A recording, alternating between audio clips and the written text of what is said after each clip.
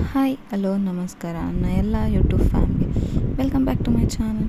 ನಾನು ಇವತ್ತಿಲ್ಲಿ ಕುಕ್ಕಿಂಗ್ ವಿಡಿಯೋನ ಶೇರ್ ಮಾಡ್ತೀನಿ. ಒಂದು 3 ವೆರೈಟಿ ಆಫ್ ರೈಸ್ನ ಮಾರ್ನಿಂಗ್ ಟಿಫನ್ಗೆ ತೋರಿಸ್ಕೊಡ್ತಾ ಇದ್ದೀನಿ. ಬನ್ನಿ ನೋಡೋಣ. ನಾನು ಫಸ್ಟ್ ಇಲ್ಲಿಗೆ ಹುಳಿ ಅನ್ನನ ಮಾಡೋದು ತೋರಿಸ್ತಾ ಇದ್ದೀನಿ.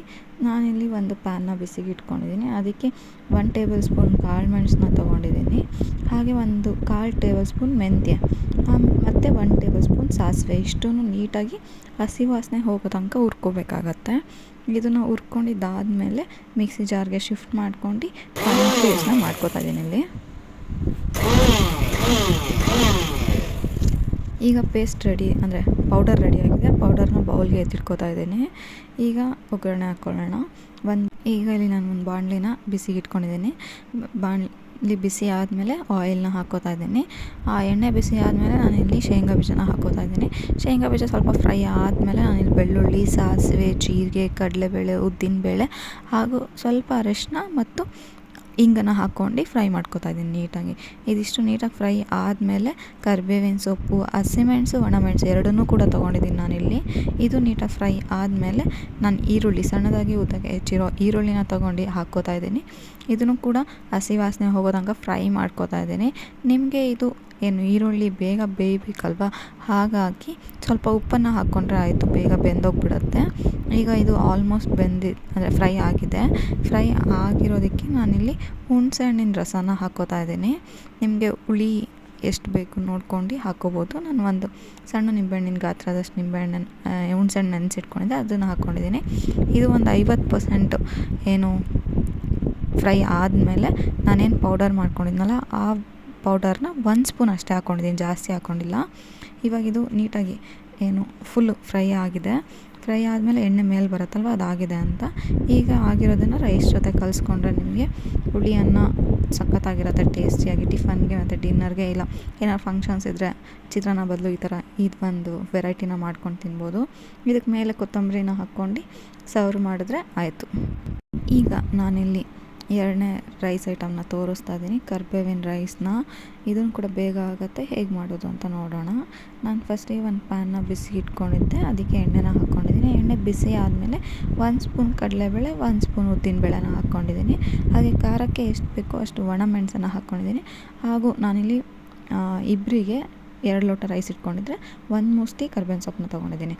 ಇದಿಷ್ಟು ನೀಟಾಗಿ ಫ್ರೈ ಮಾಡ್ಕೋಬೇಕಾಗತ್ತೆ. ಹಾಗೆ ಹುಳಿ ಬೇಕಲ್ವ, ಹಾಗಾಗಿ ಹುಣಸೆಹಣ್ಣನ್ನು ಕೂಡ ಹಾಕ್ಕೊಂಡಿದ್ದೀನಿ.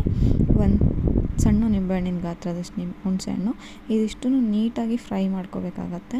ಇದು ನೀಟಾಗಿ ಫ್ರೈ ಆದಮೇಲೆ ಸ್ವಲ್ಪ ತಣ್ಣಗಾದಮೇಲೆ ಮಿಕ್ಸಿಗೆ ಹಾಕ್ಕೊಂಡು ಯಾವುದೇ ರೀತಿ ನೀರನ್ನು ಹಾಕ್ಕೋಬಾರ್ದು, ಸ್ವಲ್ಪ ಉಪ್ಪನ್ನು ಹಾಕ್ಕೊಂಡು ಫೈನ್ ಪೇಸ್ಟ್ ಮಾಡ್ಕೊತೀನಿ.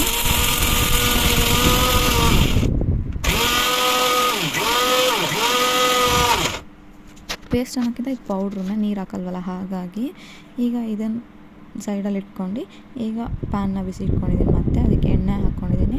ಎಣ್ಣೆ ಬಿಸಿ ಆದಮೇಲೆ ಶೇಂಗಾ ಬೀಜ ಸ್ವಲ್ಪ ಫ್ರೈ ಆದಮೇಲೆ ಬೆಳ್ಳುಳ್ಳಿ, ಕಡಲೆಬೇಳೆ, ಉದ್ದಿನಬೇಳೆ, ಇಂಗು, ಅರಿಶಿನ, ಸಾಸಿವೆ, ಜೀರಿಗೆ ಇಷ್ಟನ್ನು ಹಾಕ್ಕೊಂಡು ಫ್ರೈ ಮಾಡ್ಕೊತಾ ಇದ್ದೀನಿ ನೀಟಾಗಿ.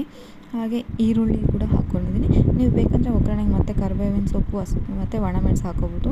ಬಟ್ ನಾನು ಮಿಕ್ಸಿಗೆ ಹಾಕಿರೋದ್ರಿಂದ ಏನೂ ಹಾಕಿಲ್ಲ. ಈರುಳ್ಳಿ ಹಾಕಿ ಸ್ವಲ್ಪ ಉಪ್ಪು ಹಾಕಿದ್ದೀನಿ ಬೇಗ ಫ್ರೈ ಆಗಲಿ ಅಂತ. ಇದು ಫ್ರೈ ಆದಮೇಲೆ ನಾವೇನು ಪೌಡರ್ ಮಾಡ್ಕೊಂಡಿದ್ವಲ್ಲ ಕರಿಬೇವಿನ ಸೊಪ್ಪಿಂದು, ಅದನ್ನು ಹಾಕ್ಕೋತಾ ಇದ್ದೀನಿ. ಯಾವುದೇ ರೀತಿ ನೀರನ್ನು ಆ್ಯಡ್ ಮಾಡ್ತಿಲ್ಲ ನಾನಿಲ್ಲಿ. ಇದನ್ನು ನೀಟಾಗಿ ಮಿಕ್ಸಿ ಜಾರಿಂದ ಫುಲ್ಲು ಶಿಫ್ಟ್ ಮಾಡ್ಕೊಂಡಾದಮೇಲೆ ನೀಟಾಗಿ ಕೈ ಆಡಿಸ್ಕೊಬೇಕು. ಈರುಳ್ಳಿ ಜೊತೆ ಎಲ್ಲ ಮಿಕ್ಸ್ ಆಗಬೇಕಲ್ಲ, ಇದನ್ನು ನೀಟಾಗಿ ಮಿಕ್ಸ್ ಮಾಡ್ಕೊಂಡು ಒಂದು 2 to 3 ಮಿನಿಟ್ಸ್ ಫ್ರೈ ಮಾಡಿದ್ರೆ ಸಾಕು, ಹಸಿ ವಾಸನೆ ಹೋಗೋ ತನಕ.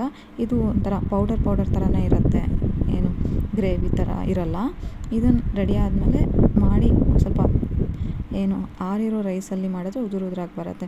ಇದಕ್ಕೆ ನಾನು ಸ್ವಲ್ಪ ಕಾಯಿ ಮತ್ತು ಕೊತ್ತಂಬರಿ ಸೊಪ್ಪನ್ನು ಹಾಕ್ಕೊಂಡಿದ್ದೀನಿ ಕಲಿಸ್ಕೊಳ್ಳೋಕ್ಕೆ. ಹಾಗೂ ಏನು ಮಾಡ್ಕೊಂಡಿದ್ವಲ್ಲ ಮಿಕ್ಸ್ಚರು ಕರಿಬೇವಿನ ಸೊಪ್ಪಿನ, ಅದನ್ನು ಹಾಕಿ ರೈಸಲ್ಲಿ ನೀಟಾಗಿ ಕಲಿಸ್ಕೊತಾ ಇದ್ದೀನಿ. ಇದು ತುಂಬ ಟೇಸ್ಟಾಗಿರುತ್ತೆ, ಡಿಫ್ರೆಂಟಾಗಿರುತ್ತೆ, ಚಿತ್ರಾನ್ನದ ಥರ ಇರಲ್ಲ. ಈಗ ಇಲ್ಲಿ ಮತ್ತೊಂದು ರೈಸ್ ರೆಸಿಪಿ ಬಂದು ಕ್ಯಾಪ್ಸಿಕಮ್ ರೈಸ್ ಬಾತ್ನ ಮಾಡ್ತಾಯಿದ್ದೀನಿ. ಇಲ್ಲಿ ನಾನು ಫಸ್ಟಿಗೆ ಪ್ಯಾನ್ನ ಬಿಸಿಗೆ ಇಟ್ಕೊಂಡಿದ್ದೆ. ಅದು ಬಿಸಿ ಆದಮೇಲೆ ಸ್ವಲ್ಪ ಎಣ್ಣೆ ಹಾಕ್ಕೊಂಡಿದ್ದೀನಿ. ಎಣ್ಣೆ ಬಿಸಿ ಆದಮೇಲೆ ಸಾಸಿವೆ, ಜೀರಿಗೆ, ಕಡಲೆಬೇಳೆ, ಉದ್ದಿನಬೇಳೆ ಹಾಗೂ ಅರಿಶಿನ ಪುಡಿನ ಹಾಕ್ಕೊಂಡು ನೀಟಾಗಿ ಫ್ರೈನ ಮಾಡ್ಕೊತಾ ಇದ್ದೀನಿ. ಬೇಕಂದರೆ ಶೇಂಗಾ ಬೀಜ ಕೂಡ ಹಾಕ್ಕೋಬೋದು. ಇದು ನೀಟಾಗಿ ಫ್ರೈ ಆದಮೇಲೆ ನಾನಿಲ್ಲಿ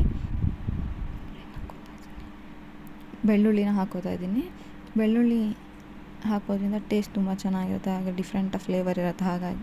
ಹಾಗೆ ಸ್ವಲ್ಪ ಹಿಂಗನ್ನು ಹಾಕ್ಕೊಂಡು ಬಾಡಿಸ್ಕೊತಾ ಇದ್ದೀನಿ. ಹಾಗೆ ಇದಕ್ಕೆ ಕರಿಬೇವಿನ ಸೊಪ್ಪನ್ನು ಹಾಕ್ಕೊಂಡಿದ್ದೀನಿ ಸಣ್ಣದಾಗಿ ಹೆಚ್ಚಿ. ಇದೆಲ್ಲದನ್ನು ಏನು ಹಸಿ ವಾಸನೆ ಹೋಗೋದಂಗೆ ಫ್ರೈ ಮಾಡ್ಕೊಂಡಿದ್ದಾದಮೇಲೆ ಒಣಮೆಣಸನ್ನು ಹಾಕ್ಕೊಂಡಿದ್ದೀನಿ. ಒಣಮೆಣಸು ಇದು ಖಾರಕ್ಕೆ ಮತ್ತು ಫ್ಲೇವರ್ಗೆ ಅಂತಲೂ ಹೇಳ್ಬೋದು. ನೆಕ್ಸ್ಟ್ ಇಲ್ಲಿ ಸಣ್ಣದಾಗಿ ಹೆಚ್ಚಿರುವಂಥ ಈರುಳ್ಳಿನ ಹಾಕ್ಕೋತಾ ಇದ್ದೀನಿ. ಒಂದು ಈರುಳ್ಳಿ ತೊಗೊಂಡಿದ್ದೀನಿ, ಸಣ್ಣದಾಗಿ ಹೆಚ್ಕೊಂಡಿದ್ದೀನಿ. ಇದು ಸ್ವಲ್ಪ ಬೇಗ ಬೇಯಲಿ ಅಂತ ಉಪ್ಪನ್ನು ಹಾಕ್ಕೋತಾ ಇದ್ದೀನಿ ಮೇಲ್ಗಡೆ. ಹಾಗೆ ಈಗ ಈರುಳ್ಳಿ ಎಲ್ಲ ಬೆಂದಾದಮೇಲೆ ನಾನಿಲ್ಲಿ ಕ್ಯಾಪ್ಸಿಕಮ್ ತೊಗೊಂಡಿದ್ದೀನಿ. ಕ್ಯಾಪ್ಸಿಕಮ್ ರೈಸ್ ಬಾತ್ ಆಗಿರೋದ್ರಿಂದ ನೀವು ಆಲ್ಮೋಸ್ಟ್ ನಿಮಗೆ ಕ್ಯಾಪ್ಸಿಕಮ್ಮೇ ಜಾಸ್ತಿ ಸಿಗಬೇಕಲ್ವಾ, ಹಾಗಾಗಿ ನಾನು 1-2 ಕ್ಯಾಪ್ಸಿಕಮ್ನ ತೊಗೊಂಡಿದ್ದೀನಿ, ಸಣ್ಣದಾಗಿ ಹೆಚ್ಕೊಂಡಿದ್ದೀನಿ. ಇದನ್ನು ಕೂಡ ನೀಟಾಗಿ ಫ್ರೈ ಮಾಡ್ಕೊತಿದ್ದೀನಿ ಹಸಿ ವಾಸನೆ ಹೋಗೋ ತನಕ. ಇದು ನಿಮಗೆ ಕ್ಯಾಪ್ಸಿಕಮ್ ಬೇಡ ಅಂದರೆ ಬೀನ್ಸ್ ಹಾಕ್ಕೋಬೋದು, ತೊಂಡೆಕಾಯಿ ಹಾಕ್ಕೋಬೋದು, ಆಮೇಲೆ ಹೀರೆಕಾಯಿ ಕೂಡ ಹಾಕ್ಕೋಬೋದು. ಹೀಗೆ ಒಂದೇ ವೆಜಿಟೇಬಲಲ್ಲಿ ಮಾಡಬೇಕು ಅಂತಿಲ್ಲ, ಬೇರೆ ಬೇರೆ ವೆಜಿಟೇಬಲಲ್ಲೂ ಮಾಡ್ಬೋದು. ಈಗ ಇದನ್ನು ನೀಟಾಗಿ ಫ್ರೈ ಮಾಡಾದಮೇಲೆ ಇದು ಎರಡೂ ಒಂದು 70% ಬೆಂದಮೇಲೆ ನಾವು ಟೊಮೊಟೊ ಹಾಕ್ಕೋಬೇಕು. ಯಾಕಂದರೆ ಟೊಮೊಟೊದಲ್ಲಿ ಹುಳಿ ಅಂಶ ಇರೋದ್ರಿಂದ ಬೇಗ ಬೇಯಲ್ಲ ಅಂತ ಹೇಳ್ತಾರೆ. ಹಾಗಾಗಿ ಬೇರೆ ತರಕಾರಿ ನಾನೆಲ್ಲ ಆಲ್ಮೋಸ್ಟ್ ಒಂದು 70% ತರಕಾರಿ ಬೆಂದಾದ್ಮೇಲೆ ಟೊಮೊಟೊನ ಹಾಕ್ಕೋತಿದ್ದೀನಿ. ಟೊಮೊಟೊನ ನೀಟಾಗಿ ಕೈ ಆಡಿಸ್ಕೊಂಡು ಹಸಿ ವಾಸನೆ ಆಗೋ ತನಕ ಫ್ರೈ ಮಾಡ್ಕೊಂಡಿದ್ದಾದಮೇಲೆ ನಾನಿಲ್ಲಿ ಹುಣಸೆಹಣ್ಣಿನ ರಸ ಹಾಕ್ಕೋತಾ ಇದ್ದೀನಿ. ಹುಣಸೆಹಣ್ಣಿನ ರಸ ನಾನು ಒಂದು ಸಣ್ಣ ನಿಂಬೆಹಣ್ಣಿನ ಗಾತ್ರದ್ದು ಹುಣಸೆಹಣ್ಣನ್ನು ನೆನೆಸಿ ಇಟ್ಕೊಂಡಿದ್ದೆ, ಅದರಿಂದ ರಸನ ಹಾಕ್ಕೋತಾ ಇದ್ದೀನಿ. ನೀವು ಮರ್ತೋಗ್ಬಿಟ್ಟಿರ್ತೀರ ಹುಣಸೆಹಣ್ಣು ನೆನೆಸೋದು ಅನ್ನುವಾಗ ಬಿಸಿ ನೀರಲ್ಲಿ ಹುಣಸೆಹಣ್ಣು ಹಾಕಿ ಒಂದು 10 ಮಿನಿಟ್ಸ್ ಬಿಟ್ಟರೆ ಸಾಕು, ಹುಳಿ ಎಲ್ಲ ಬಿಟ್ಕೊಂಡಿರುತ್ತೆ. ಈಗ ಇದು ಆಲ್ಮೋಸ್ಟ್ ಫ್ರೈ ಆಗಿದೆ. ಇದಕ್ಕೆ ಈಗ ನಾನು ಬಿಸಿಬೇಳೆಭಾತ್ ಪೌಡರ್ನ ಹಾಕ್ತಾಯಿದ್ದೀನಿ. ನಿಮಗೆ ಏನೋ ಟೇಸ್ಟ್ ಚೆನ್ನಾಗಿರುತ್ತೆ ಅಥವಾ ಡಿಫ್ರೆಂಟ್ ಆಗಿರುತ್ತೆ ಅನ್ನೋರು ಬಿಸಿಬೇಳೆಭಾತ್ ಪೌಡರ್ನ ಹಾಕ್ಕೋಬೋದು. ನಾನಿಲ್ಲಿ ಬಿಸಿಬೇಳೆಭಾತ್ ಪೌಡರ್ನ ಹಾಕಿದ್ದೀನಿ ಇವತ್ತು, MT ಅದು ಸಿಗುತ್ತಲ್ಲ ಅದು. ಇಲ್ಲ ನಿಮಗೆ ಬಿಸಿಬೇಳೆಭಾತ್ ಪೌಡರ್ ಬೇಡ ಅಂದರೆ ವಾಂಗಿಭಾತ್ ಪೌಡರ್ ಕೂಡ ಹಾಕ್ಕೋಬೋದು. ಇಲ್ಲ ಅದು ಬೇಡ ಅಂದರೆ ನೀವು ಮನೇಲಿ ಮಾಡ್ತಿರಲ್ಲ ಸಾಂಬಾರು ಪೌಡರ್ ಮತ್ತು ಗರಂ ಮಸಾಲ ಹಾಕ್ಕೋಬೋದು, ಅದು ಡಿಫ್ರೆಂಟ್ ಆಗಿರುತ್ತೆ ಟೇಸ್ಟು. ಇದು 3 ಥರ ಮಾಡ್ಕೋಬೋದು. ನಾನು ಹೇಳಿದ್ದೀನಲ್ವ, MT ಗರಂ ಮಸಾಲ ಹಾಕ್ಕೊಂಡು ಸಾಂಬಾರು ಪೌಡರ್ ಹಾಕ್ಕೋಬೋದು. ಇಲ್ಲ ಅದು ಬೇಡ ಅಂದರೆ ವಾಂಗಿಭಾತ್ ಪೌಡರು, ಇಲ್ಲ ಅದು ಬೇಡ ಅಂದರೆ ಬಿಸಿಬೇಳೆಭಾತ್ ಪೌಡರ್, ಇದಿಷ್ಟನ್ನು 3 ಹಾಕ್ಕೋಬೋದು ಆಪ್ಷನಲ್ ಆಗಿ.